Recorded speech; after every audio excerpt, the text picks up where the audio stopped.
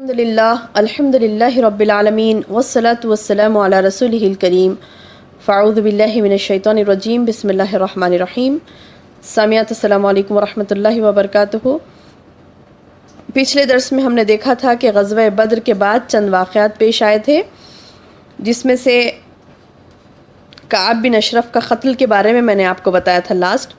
اس کے بعد انشاءاللہ ہم دیکھتے ہیں اور ایک چیز جو اہم پیش آئی، جو اگلے جنگ کا سبب بنی، وہ ہے سریہ قردہ۔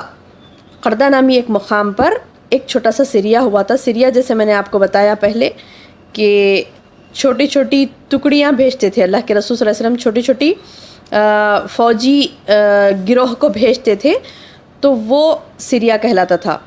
اور بنفس نفیس جس میں آپ شریک ہوئے، اللہ کے رسول صلی اللہ علیہ وسلم شریک ہوئے، وہ غزوہ کہلاتا ہے۔ تو بہرحال ایک سریہ پیش آیا تھا جو کہ غزوہ احد کا سبب بنا۔ کیسے بنا انشاءاللہ ابھی ہم دیکھتے ہیں انشاءاللہ۔ بہنوں، جمادی الاولیٰ 3 ہجری میں قریش نے کیا کیا، اپنا ایک قافلہ عراق کے کاروانی راستے سے ملک شام بھیجا۔ ان کو جیسا کہ میں نے پہلے بتایا تھا آپ کو کہ اکثر قریش کے قافلے ملک شام جایا کرتے تھے تجارت کے لیے۔ تو اب انہوں نے کیا کیا، ملک شام جانے کے لیے اپنا راستہ چینج کیا۔ پہلے کیا ہوتا تھا،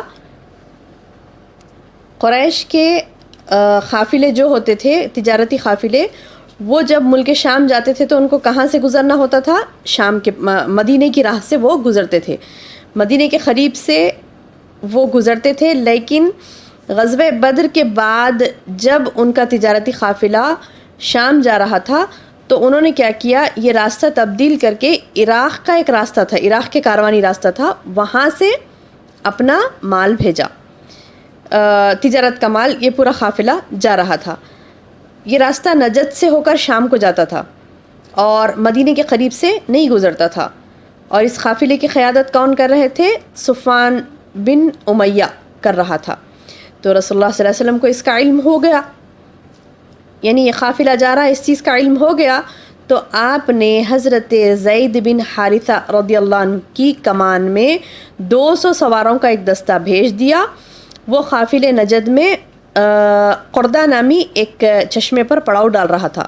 وہ قافلہ نجد میں قردہ نامی ایک چشمے پر پڑاؤ ڈال رہا تھا کہ حضرت زید رضی اللہ عنہ نے اس پر یلغار کر دی۔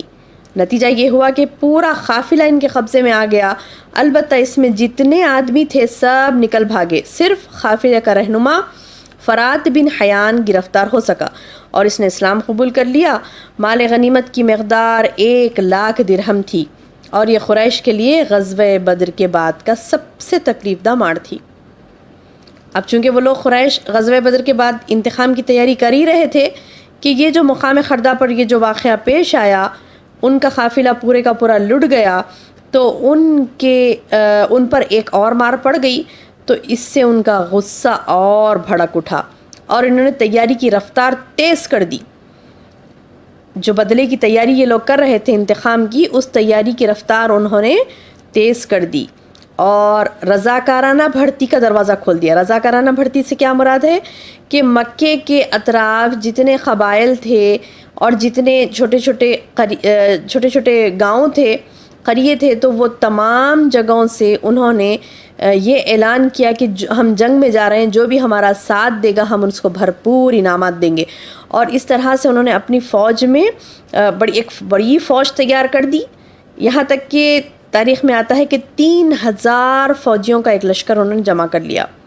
حالانکہ اتنے لوگ نہیں تھے ان کے پاس، چونکہ انہوں نے رضاکارانہ بھرتی کی تھی، مطلب یہ کہ اطراف سے لوگوں کو لیا تھا، تو تقریباً 3,000 کی فوج ان کے پاس تیار ہو گئی، اور جن کے پاس 300 اونٹ تھے، 200 گھوڑے، 700 زریں، کافی تیاری کے ساتھ وہ لشکر انہوں نے تیار کیا۔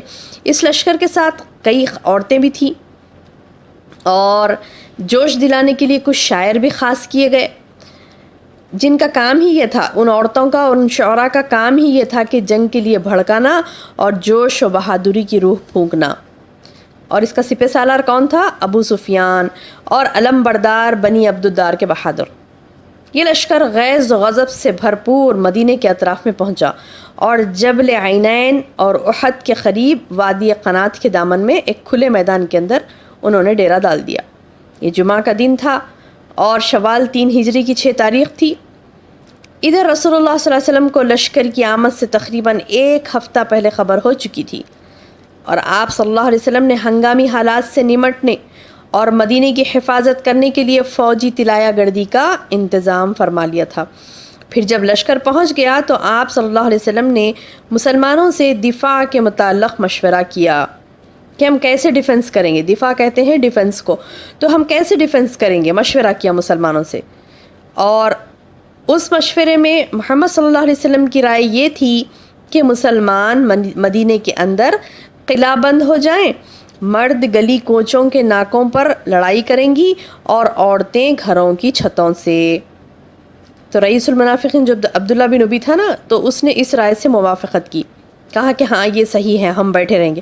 گویا وہ چاہتا تھا کہ گھر ہی بیٹھا رہے، جنگ سے پیچھے رہنے کی اس کو تہمت بھی نہ لگے اور وہ جنگ میں شامل بھی نہ ہو، اسی لیے اس نے اس رائے کو پسند کیا۔ لیکن نوجوان جو صحابہ تھے، بقیہ صحابہ تقریباً صحابہ نے یہ کہا کہ نہیں اللہ کے رسول، انہوں نے اپنا جوش دکھایا اور کہا کہ نہیں اللہ کے رسول، ہم کھلی جگہ جائیں گے، اور 2 ہاتھ کرنے پر اصرار کیا، کھلی جگہ جائیں گے اور دو بدو لڑیں گے۔ تو آپ نے ان کی رائے مان لی اور لشکر کو 3 دستوں میں تقسیم کیا۔ ایک دستہ مہاجرین کا جس کے علم بردار حضرت مصعب بن عمیر رضی اللہ عنہ تھے، اور دوسرا قبیلہ اوس کا جس کے علم بردار حضرت اسید بن حضیر تھے، اور تیسرا دستہ خزرج کا جس کے علم بردار حضرت حباب بن منظر رضی اللہ عنہ تھے۔ دستہ مطلب 3 حصوں میں آپ نے تقسیم کیا تھا فوج کو، اور ایک یہ 3 حصوں پر بھی، یہ 3 گروہوں کو بھی آپ نے علم تھمایا تھا۔ علم یعنی جھنڈا، اسلام کا جھنڈا۔ مہاجرین کا جھنڈا کون سنبھالے ہوئے تھے؟ حضرت مصعب بن عمیر۔ اور اوس کا جھنڈا کون سنبھالے ہوئے تھے؟ حضرت اسید بن حضیر۔ اور خزرت کا جھنڈا کون سنبھالے ہوئے تھے؟ حضرت حباب بن منظر۔ بہرحال اس طرح سے آپ نے فوج کی تقسیم کی۔ پھر آپ عصر کی نماز کے بعد جبل احد کا رخ کیا آپ نے، اور مقام شیخین پر پہنچ کر لشکر کا معائنہ کیا۔ اس میں چند چھوٹے چھوٹے بچے بھی آ گئے تھے، تو اللہ کے رسول صلی اللہ علیہ وسلم نے کہا کہ نہیں، یہ تمہاری عمر نہیں ہے جہاد کرنے کی، جاؤ۔ البتہ ان میں سے رافع بن خدیج رضی اللہ عنہ، جو چھوٹے ہونے کے باوجود تیر اندازی بہت اچھا کرتے تھے، وہ ماہر تھے تیر چلانے میں، تو ان کو اجازت دے دی گئی۔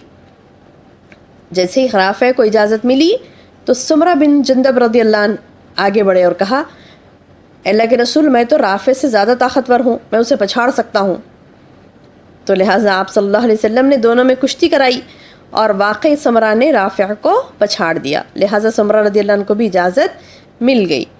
مقام شیخین ہی میں آپ نے مغرب اور عشاء کی نمازیں پڑھی اور وہیں رات گزاری، اور لشکر کی حفاظت کے لیے 50 پہرے دار مقرر فرمائے۔ پھر اخیر رات میں فجر سے پہلے کوچ کر دیا اور شوط نامی ایک جگہ پر فجر کی نماز پڑھی۔ یہیں عبداللہ بن ابی نے بغاوت کی اور اپنے 300 ساتھیوں کو لے کر واپس پلٹ گیا۔ دیکھیے بہنوں، یہ اس کی جنگی چال تھی۔ ایک یہ چال تھی عبداللہ بن ابی کی کہ جنگ لڑنے جو صحابہ جا رہے ہیں جہاد کرنے کے لیے، وہ ان لوگوں کو پست ہمت کرنا چاہ رہا تھا، اسی لیے پہلے تو ساتھ چلا اپنے منافقین کو لے کر، اور جب قریب جہاد کے میدان کے قریب پہنچنے والے تھے تو کیا کیا اس نے؟ بغاوت کی اور کہا کہ نہیں نہیں نہیں، ہم نہیں لڑ سکتے، وہاں 3000 کا لشکر ہے اور ہم صرف 1000 ہیں، ہم نہیں لڑ سکتے، یہ کہہ کر وہ واپس ہو گیا، نعوذ باللہ۔ جب وہ واپس پلٹا اپنے 300 ساتھیوں کو لے کر، تو اب مسلمانوں کی تعداد کتنی ہو گئی تھی؟ 1000 تھے تو 300 واپس ہو گئے تو کتنی ہو گئی؟ 700۔ اب 700 تعداد ہو گئی۔ اب اس کی وجہ سے بنو سلمہ، بنو حارثہ، یہ جو قبیلے تھے، ان قبیلوں میں بھی تھوڑی کمزوری آ گئی، وہ لوگ بھی تذبذب کا شکار ہو گئے، لیکن الحمدللہ اللہ تعالیٰ نے ان کے دل جما دیے اور وہ ثابت قدم ثابت ہوئے الحمدللہ۔ تو بہرحال اب یہ بچے 700۔ اب اسی لشکر کو لے کر اللہ کے رسول صلی اللہ علیہ وسلم دشمن کو مغرب کی سمت چھوڑتے ہوئے ایک مختصر راستے سے احد کی جانب پیش قدمی کی اور احد کی بلندیوں کو پشت کی طرف رکھا. یعنی جس جگہ اسلامی لشکر ٹھہرا تھا اس کے پیچھے پورا پہاڑ تھا، احد کا پہاڑ، اور وہاں پر واقع ایک یعنی پشت کرتے ہوئے وادی کے سرے پر واقع احد پہاڑ کی گھاٹی میں آپ نے نزول فرمایا.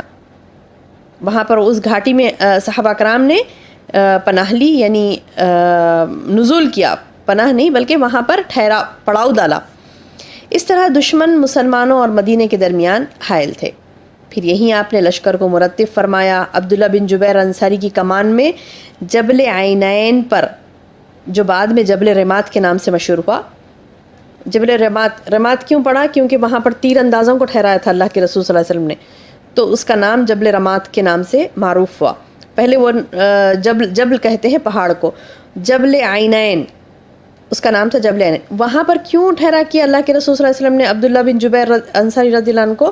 کیونکہ وہاں سے لشکر کا حملہ کرنے کا اندیشہ تھا. وہاں پہ ایک بہت بڑا درہ تھا، ایک بہت بڑا ہول تھا اس پہاڑ میں، وہاں سے اس غار سے آر پار تھا وہ، تو اس غار سے دشمن کے حملہ کرنے کا اندیشہ تھا، اور وہ غار ٹھیک پیچھے تھی مسلمانوں کے. تو اللہ کے رسول صلی اللہ علیہ وسلم نے کیا کیا؟ جنگی حکمت عملی کہتے ہیں اسے. یعنی ایک جو فوج کا کمانڈر ہوتا ہے تو وہ کیا کرتا ہے کہ حفاظت کے لیے تمام اطراف دیکھتا ہے کہ کیسے کیسے کہاں کہاں سے دشمن کا حملہ ہو سکتا ہے، وہاں پر حفاظت کے لیے کچھ نہ کچھ انتظامات کرتا ہے. تو اللہ کے رسول صلی اللہ علیہ وسلم تو بہت بہترین فوجی کمانڈر تھے الحمدللہ. تو آپ صلی اللہ علیہ وسلم نے کیا کیا؟ ایک انصاری صحابی کو، عبداللہ بن جبیر کو کیا کیا؟